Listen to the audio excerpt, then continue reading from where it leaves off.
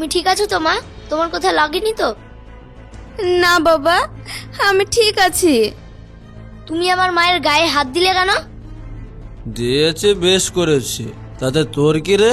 তুই ছোটর মতো থাক। না, দেবে না। তুমি আমার মায়ের গায়ে একদম হাত দেবে না।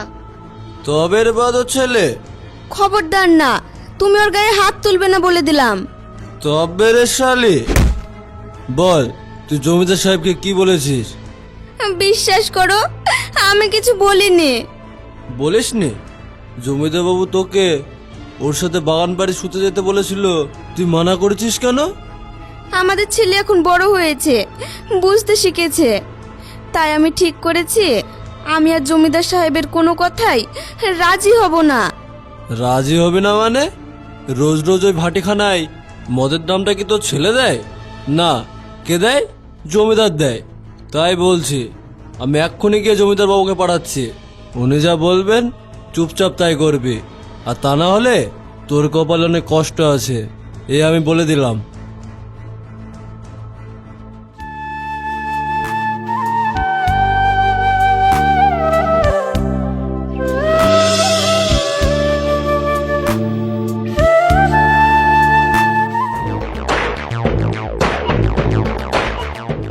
ঝিলিক, এই ঝিলিক,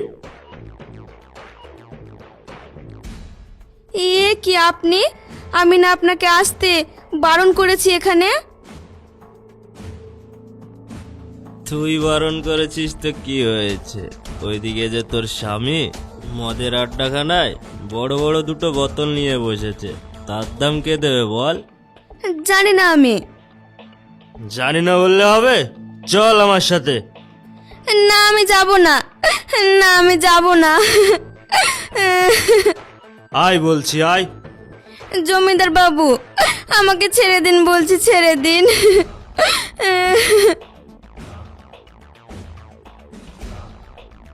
জমিদার বাবু, আপনার পা ধরে বলছি আমাকে ছেড়ে দিন।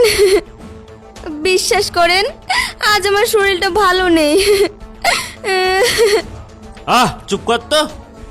তখন থেকে এসে কানের কাছে একই ঘ্যান ঘ্যান করে যাচ্ছে। পাছাড় বলছি। আহ!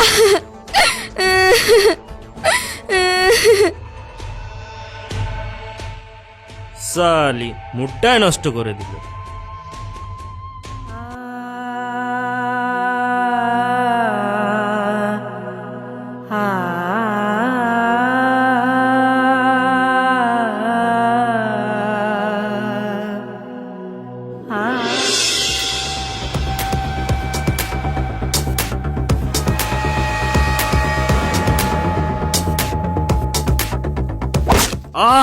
আরে জমিদার বাবু, কি হলো আপনার? আরে বাবু, আপনার তো কপাল কেটে গিয়েছে। আমাকে ছাড়, আগে দেখ এই কাজটা কে করলো।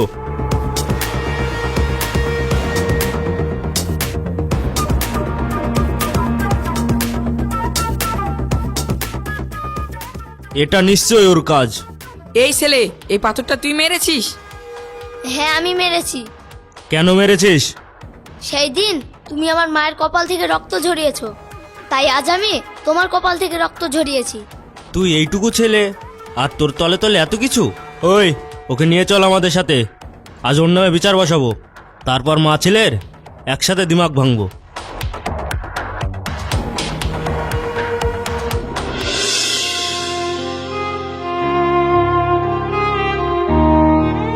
সবই তো শুনলেন, এবার বলুন ওই বজ্জাত ছেলেটার কি ব্যবস্থা করা যায়? জমিদার বাবু, আমাকে একটু ওর সাথে কথা বলতে দিন। আচ্ছা বাবা, বলো তো, তুমি এইটুকু একটা বাচ্চা হয়ে জমিদার সাহেবের গায়ে কেন আঘাত করেছো? কারণ জমিদার সাহেব আমার মাকে ব্যথা দিয়েছে। আর শুধু তাই নয়, রোজ সন্ধ্যেবেলা জমিদার সাহেব আমাদের বাড়ি গিয়ে আমার মাকে জোর করে ঘরের ভিতরে নিয়ে গিয়ে অনেক অনেক কষ্ট দেয়।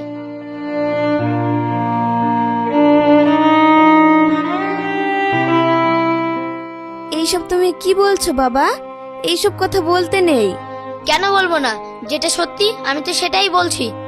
ওনাকে ব্যথা দেওয়ার জন্য আমাকে যদি শাস্তি পেতে হয়, তাহলে উনি যে তোমায় রোজ ব্যথা দেয় সেই শাস্তি তো ওনাকেও পেতে হবে, বলো? জমিদার মশাই, ওই বাচ্চাটি এসব কি বলছে? মিথ্যা, এ সব কিছু মিথ্যা। মিথ্যা? কাল যখন আমার মা তোমার সাথে যেতে রাজি হচ্ছিল না, তখন তুমি জোর করে নিয়ে গিয়ে আমার মাকে ধাক্কা দিয়ে ফেলে দাওনি? আসলে প্রধান সাহেব, ব্যাপারটা কি হয়েছে বলুন তো। কাল আমি সুফিয়ানের খোঁজে যখন ওদের বাড়ি গিয়েছিলাম, তখন সুফিয়ানের বই আমাকে জোর করে ঘরের ভিতর নিয়ে যায়। তখন আমি নিজেকে কোনো রকম বাঁচানোর জন্যই ওকে ধাক্কা মেরে ওখান থেকে পালিয়ে আসি। মিথ্যা বলছে। আমি আপনাকে জোর করে নোংরামি করার চেষ্টা করেছি? হ্যাঁ, করেছে তো। বিশ্বাস না হলে প্রধান সাহেব, আপনি ওর স্বামীকে জিজ্ঞেস করুন যে ওর বইয়ের চরিত্র দোষ আছে কিনা। কিরে সুপিয়ান, চুপ করে আসিস কেন, বল। হ্যাঁ হ্যাঁ, উনি ঠিক বলেছেন। আসলে সত্যি বলতে আমার বইয়ের অনেক দিন ধরেই চরিত্র একটু দোষ আছে। এত করে বলি তবুও শালি পাল্টায় না। যাই হোক, আমি আমার বইয়ের জন্য লজ্জিত হয়ে আপনাদের সবার কাছে ক্ষমা চাইছি। সুফিয়ান, এইসব তুমি কি বলছো? আমার চরিত্র খারাপ? ছি ছি, মা গো মা, তলে তলে এত কিছু। এইসব মানুষের জন্যই তো আমাদের ভালো মানুষের স্বামীগুলো সব বউ রেখে এইদিকে ওইদিকে ছুছু করে বেড়ায়। ঠিক বলেছো, এইসব মেয়েদের তো কঠিন শাস্তি দেওয়ার দরকার।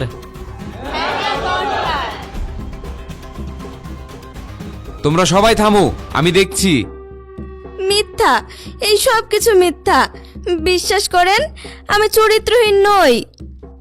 হ্যাঁ প্রধান সাহেব, আমার মা ঠিক বলেছে। আমার মা কোনো খারাপ মেয়ে না। দেখো বাবা, তুমি অনেক ছোট, এইসব তুমি বুঝবে না। তবে তুমি যেটা করছো সেটাও ঠিক না। ছোট বাচ্চা হয়ে গ্রামের জমিদারের গায়ে হাত তোলা, এটা তো খুবই অন্যায়। এত কথা বলে কোনো লাভ নেই। যেমন মা তেমন ছেলে। বুঝতেই পারছি, এরা যদি এই গ্রামে থাকে তাহলে এই গ্রামের ক্ষতি হবে, তো ভালো হবে না। ঠিক বলেছে সবাই। একটা কাজ করুন প্রধান মশাই, ওদেরকে এই গ্রাম থেকেই তাড়িয়ে দিন। আমাদের গ্রাম থেকে তাড়িয়ে দেবে মানে? না প্রধান সাহেব, এই সব মিথ্যা। এত বড় মিথ্যার দায় আমার মাথায় দিয়ে আমাদের গ্রাম ছেড়ে করবেন না।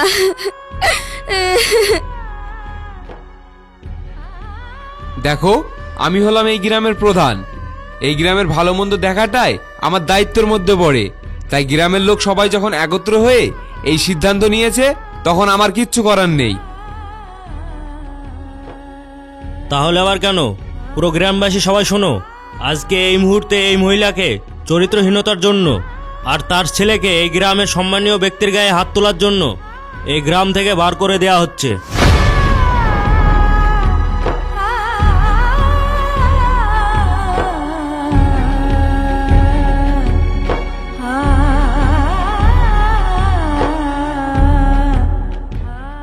আমার মা কোনো অন্যায় না করেও আজ বিনা অন্যায় শাস্তি পেল, আর যারা অন্যায় করলো তারাই সবার সামনে ভালো হলো।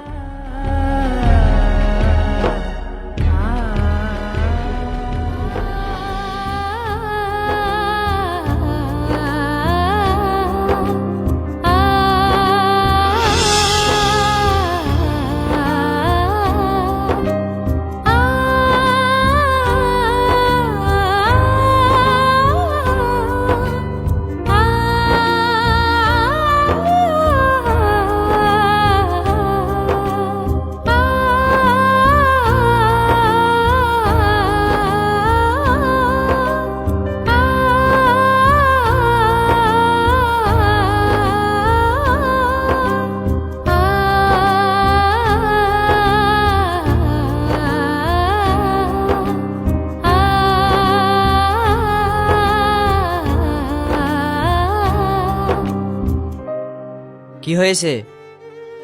বলছি বাবু, আপনাদের বাড়ি কোনো কাজের লোক লাগবে? না না, কোনো কাজের লোকের দরকার নেই।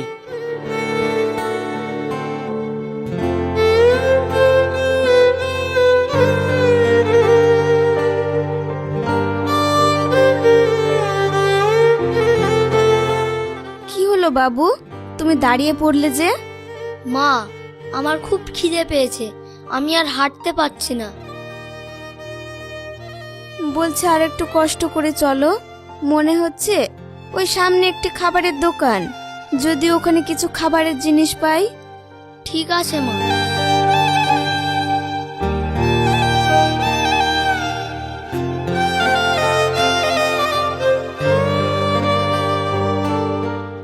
এখানে বসো আব্বু, আমি দেখে আসি ভিতরে কোনো খাবারের ব্যবস্থা করতে পারি কি।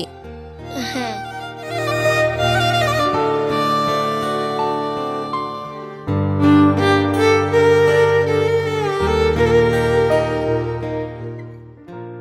কি ব্যাপার, কি চাই? বলছি দাদা, আজ 2 দিন আমার বাচ্চাটা কিচ্ছু খায়নি, একটু খাবার দেবেন? তার বিনিময়ে আপনি যা বলবেন আমি তাই করব। যা বলবো তাই করবে? হ্যাঁ। বেশ, আমার সাথে এসো।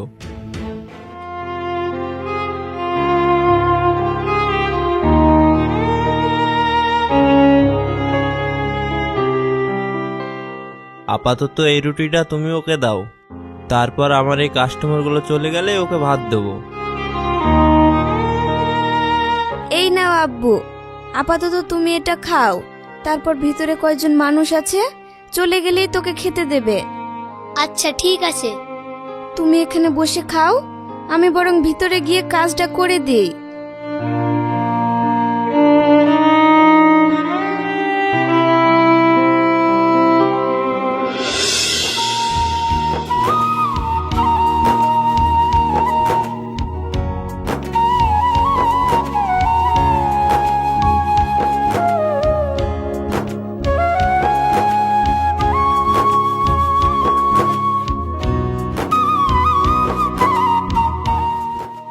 বাবু, আমি কাজ করে দিয়েছি, এবার আমাকে খাবারটা দিন, আমার ছেলেকে গিয়ে দিই।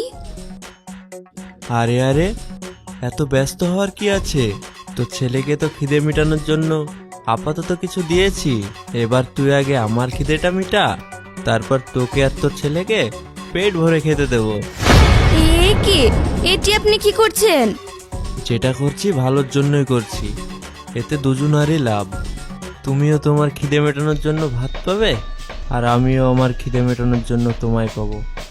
দেখুন, আপনি ভুল করছেন, আপনি যেটা ভাবছেন আমি সেই ধরনের মেয়ে নই।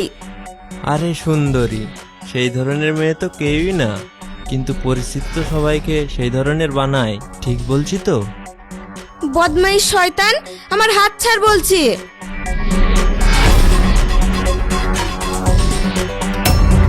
মা, আমার মায়ের হাতটা ছাড়ো বলছি, ছাড়ো।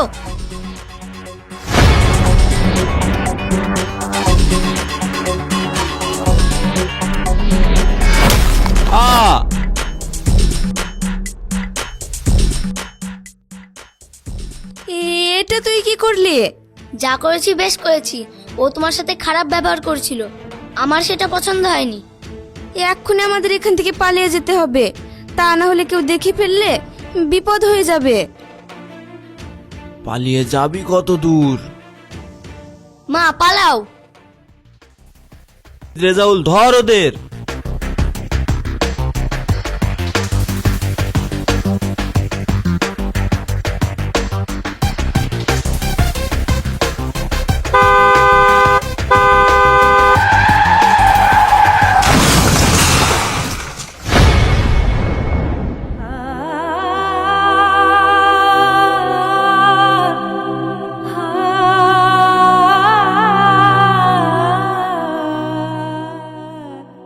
মা, মা, ও মা, তোমার কি হয়েছে?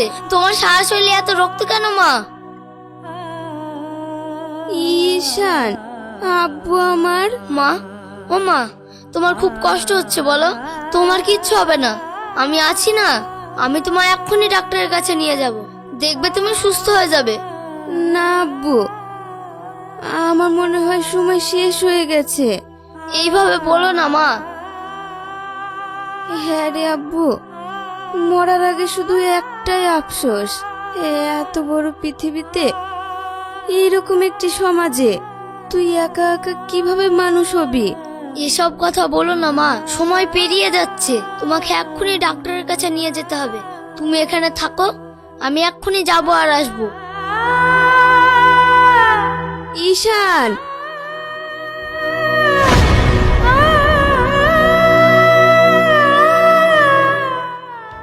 আরে বাবুরা, আসুন আসুন, নিয়ে যান তাজা তাজা ফল সস্তায়।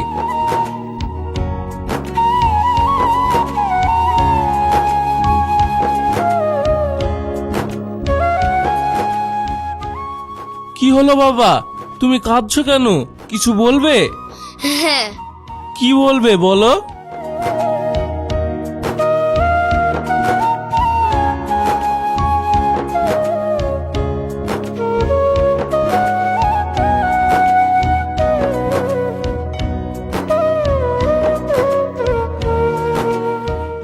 ওই যে আরে সত্যি তো ওনার অবস্থা খুব খারাপ, এক্ষুনি ওনাকে হসপিটালে নিয়ে যেতে হবে।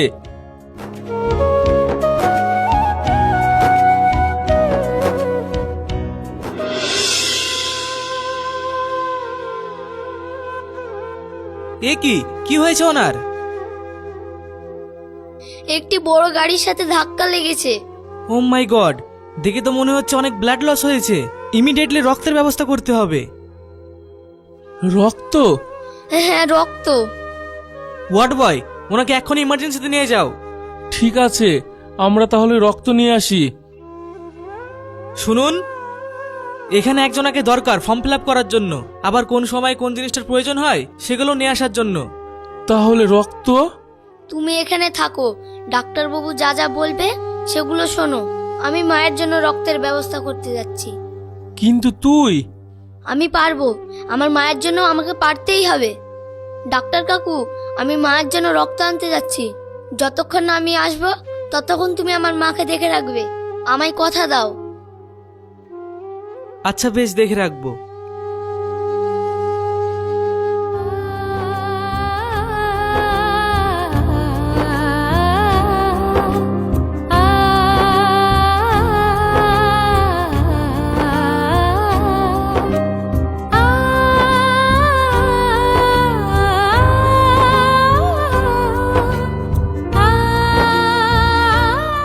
আঙ্কেল আঙ্কেল শোনো না, কি হয়েছে বল। আমার মা খুব অসুস্থ, হাসপাতালে ভর্তি আছে। অনেক রক্ত লাগবে, আমাকে এই রক্তের প্যাকেটটা দাও না।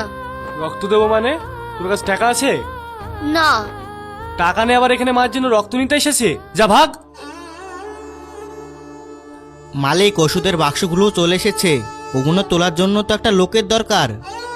আহ, তোরাও না, এই অসময় দোকান সাজানোর জন্য কোথায় লোক পায় বলতো? শোন, তোর মায়ের রক্ত লাগবে? হ্যাঁ। বেশ, তাহলে ওর সাথে গিয়ে ও যা যা বলবে সে কাজগুলো করে দে, তাহলে আমি তোকে রক্ত দেবো। তুমি সত্যি বলছো? বেশ, তাহলে আমি এক্ষুনি করে দিচ্ছি।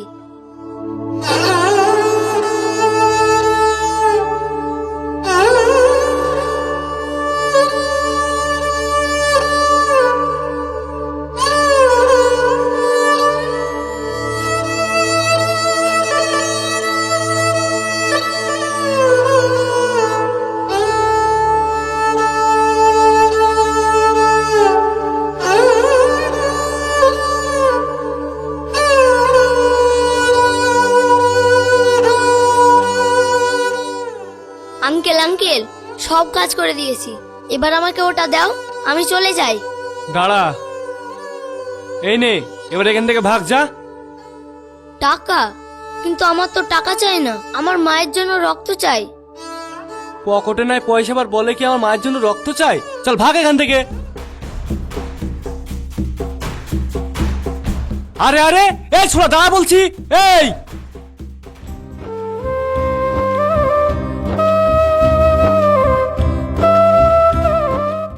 মা, তুই এসেছিস? আমি এসেছি, আর সঙ্গে মায়ের জন্য রক্তও এনেছি। আমি খালি হাতে আসিনি। এই নিন ডাক্তার আঙ্কেল, আমার মায়ের রক্ত। এবার আমার মাকে ভালো করে দিন। আমার মা ছাড়া যে এই পৃথিবীতে কেউ নেই আমার। ওরে হতভাগা, চুপ কর, এবার চুপ কর। তোর কথা যে আর সহ্য করতে পারছি না, কষ্টে বুক ফেটে যাচ্ছে। তোমরা এভাবে মন খারাপ করে কেন? তোমাদের কি হয়েছে? তার আর কোনো দরকার নেই। দরকার নেই? ও বুঝেছি, তার মানে আমার মা সুস্থ হয়ে গেছে। ওরে না রে না, তোর মা যে আর এই দুনিয়াতে নেই। সে যে সারা জীবনের মতো তোকে ছেড়ে চলে গেছে। ওই দেখ।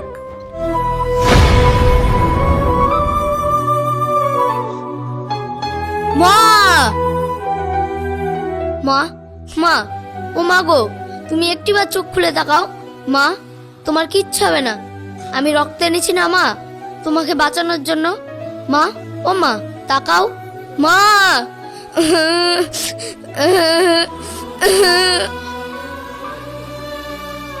তুমি আমাকে ফাঁকি দিয়ে একা করে রেখে চলে গেলে।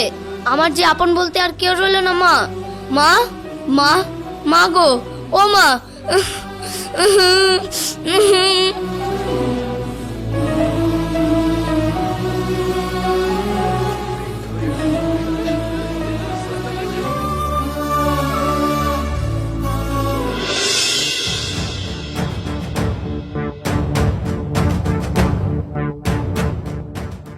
জমিদার বাবু, জমিদার বাবু, ওকে আসতে দে। জমিদার বাবু, হ্যাঁ বল। বলছি যে আপনার কথা মতো আমার বউকে মিথ্যা অপবাদ দিয়ে এই গ্রাম ছাড়া করেছে। তাহলে এবার আপনিও তার বিনিময়ে আমার পাওনাটা আমাকে বুঝিয়ে দিন। ও বুঝেছি, তোর পাওনা চাই। বেশ রাজু, ওকে সাথে করে নিয়ে গিয়ে ওর পাওনাটা ওকে বুঝিয়ে দে। ঠিক আছে জমিদার বাবু।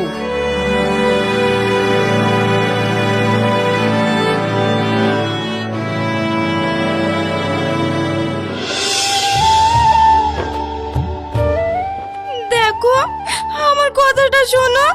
আমি তোমাকে খুব ভালোবাসি। আমি তোমাকে ছাড়া বাঁচবো না।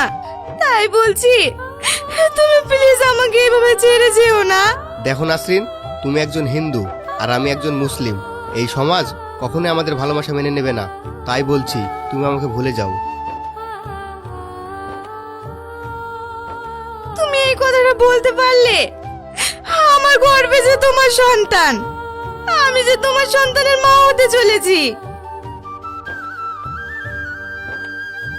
সমাজ, এই সমাজের জন্য, এই সমাজের রাজনীতি আর কিছু নোংরা মানুষদের জন্যই আজ আমার মা আমাকে ছেড়ে আকাশে তারা হয়ে গেছে।